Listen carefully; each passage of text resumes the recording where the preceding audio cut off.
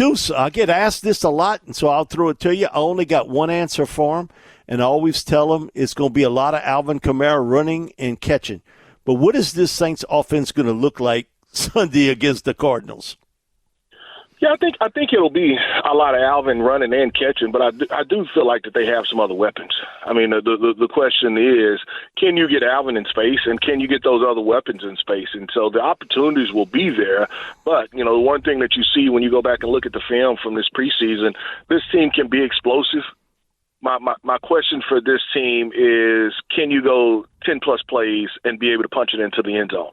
Because you've shown that you can pick up yardage, but you've also shown that you will have a mistake, whether it's a turnover, whether it's a penalty, whether it's instead of being second and short, I have a penalty that negates that first down, and it puts me back at 2nd and 20 or 2nd and 15, and now I can't overcome that. And I end up having to either punt or kick a long field goal. For this team to get to where it wants to go, they've got to hit on explosive plays. And all of them don't have to be, I mean, hey, it's great to have plus 40 type plays. But if they can hit on, and I haven't put a number out there as far as runs and passes to have explosive plays, but there has to be a number. There has to be a number of explosive plays of plus 15 or plus 20. There has to be a number of explosive runs of plus 10, plus 20 for this team to be successful, because very few games, and Mike, you know this, very few games will you be able to win by kicking 4 to 5 field goals and no touchdowns. No, you ain't winning much that way, I'll guarantee you. No way. But, you know, I keep hearing this, and I don't know who puts this narrative out. They say, but, you know, my biggest concern is Kelvin Banks Jr. at left tackle. And I'm like, okay, he's certainly not the biggest concern. He's way down the list. You know what really concerns me on offense is their interior play. The two guards. Cesar Ruiz has not had a good training camp or preseason. And I've watched Dylan Radins enough with the Titans. He struggled when they put him in there as a starter. Didn't matter if it was tackle or guard. And most likely he's going to be your starting left guard. Deuce, on offense, that to me, the two guards, because I know McCord can play. And I know one thing, Tallahassee Fuaga, he's a man out there on the right side. But my big concern is what you're going to get in the interior, because I think the Cardinals are going to try to attack the Saints right there, right over the two guards. Why wouldn't he? I mean, I really think outside of the center, they're going to say, okay, let me see if I can create a mismatch here. And I do think Caesar will play up to par. He hadn't had the best as far as, like you said, camp as far as against the Rams. You know, there was a couple of plays where he didn't play his best. And then in the games, you know, there were just some things that he and the tackle have to handle a little better. But I'm not as much worried about he as I would be the left side. I mean, Banks is still a rookie. He has not given me anything to worry about, but he is still a rookie. And so you can't leave him in too many situations where he is just one-on-one. If you're going to throw the ball 35 times, you can't leave that young man to pass block by himself in 30 of those times. If maybe 10 to 12, but outside of that, give him some help. Give him some influence, whether it's a tight end, whether it's the running back chipping. You've got to be able to give him some help. There can't be 30 drop-back passes. And even a screen, there can't be 30 drop-back passes where you're expecting him to do it one-on-one. And the left guard, I just need to see it. I mean, because I have a rookie left tackle, I have a new guard, whether it's Trevor or whoever it is at the left guard spot. I need to be able to see it, because I can help there a little, but I can't help the guard and the tackle. And so if that makes sense, then you give yourself a chance offensively. Deuce, with the return of Volante Taylor back in practice, and I think that's really good news for this football team. Just by the way, Brandon Staley's going to use him this year in a lot of different ways, in the slot, also outside. We're going to see him as a blitzer. We saw a little bit of that last year. It depended on the game, how he was used that way, but he's such a big part of this defense. To have him back at practice is really good news. Mike, I'm not throwing him out there for 95, even 100% of the plays. If I use him, it's going to be probably 40 to 50% of the plays.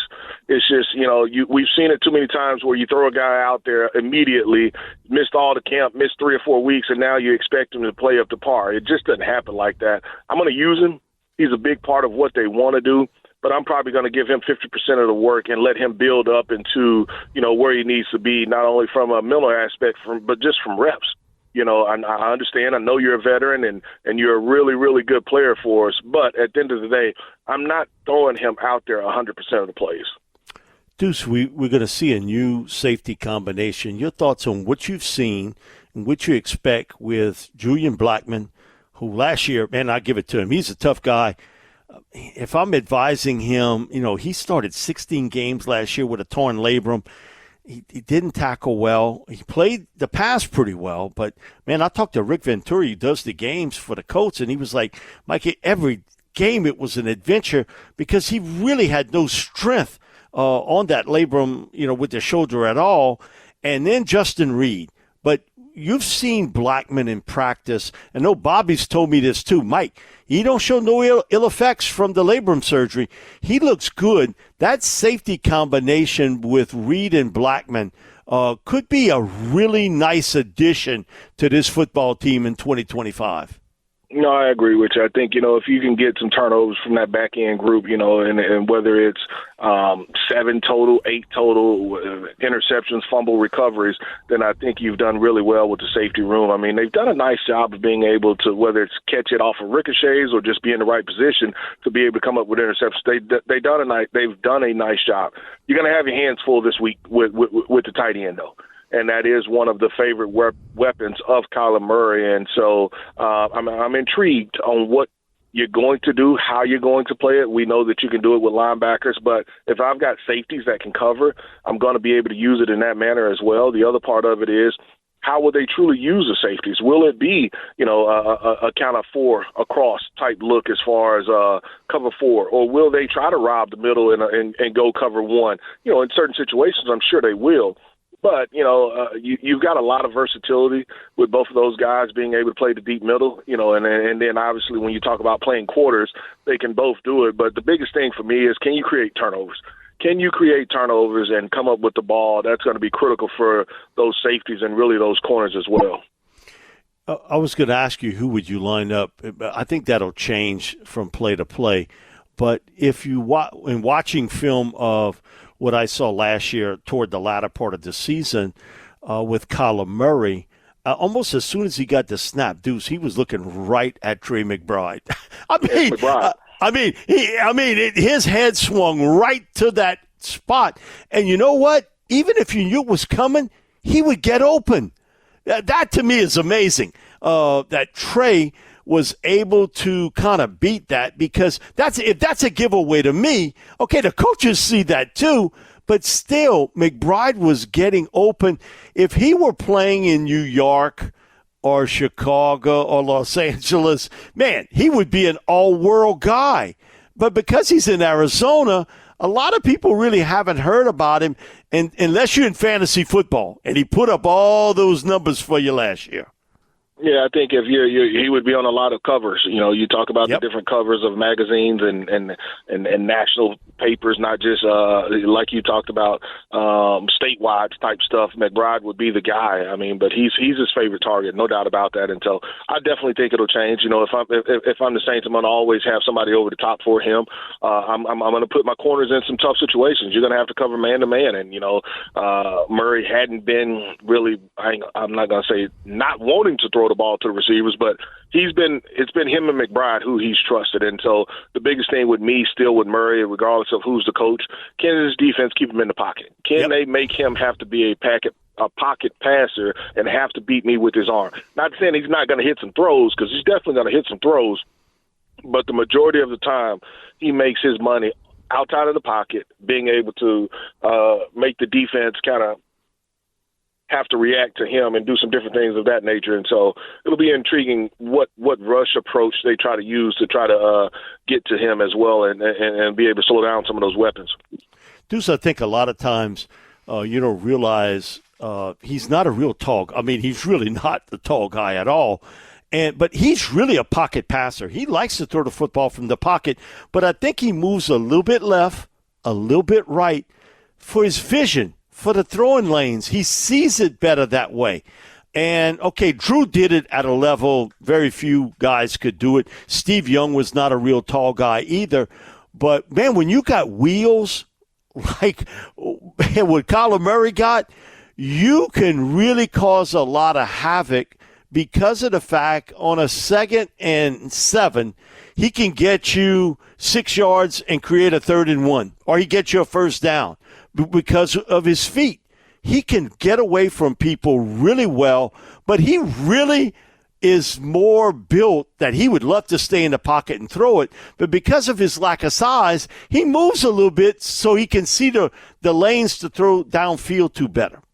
Yeah, and I think when I go back and look at it, I think going to the left is his favorite. So I want to flush him right. Or I want to keep him in the middle of the field. Now, if he's in the middle of the field, I mean, as far as in the pocket, that's fine. Normally, if it's not deep middle, he's not looking in that area. He's going to be looking for the check now, or he's looking for the deep out. Now, here's the thing. He's got the arm to be able to do it.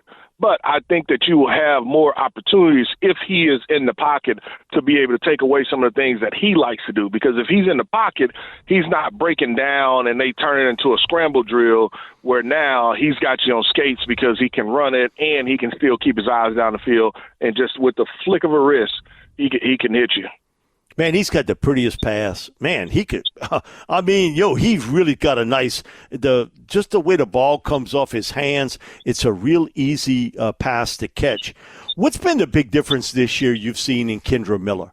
Because that's a guy we've talked about. He's got to mentally understand this is the NFL better. He's got to get himself in shape better. He's had some injuries, but partially, you got to be a pro. You got to understand this is the NFL. You're not on scholarship no more.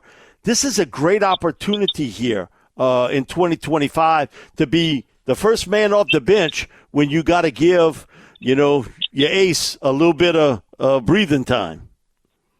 My advice, keep your head down and work. Block out the noise, keep your head down and work.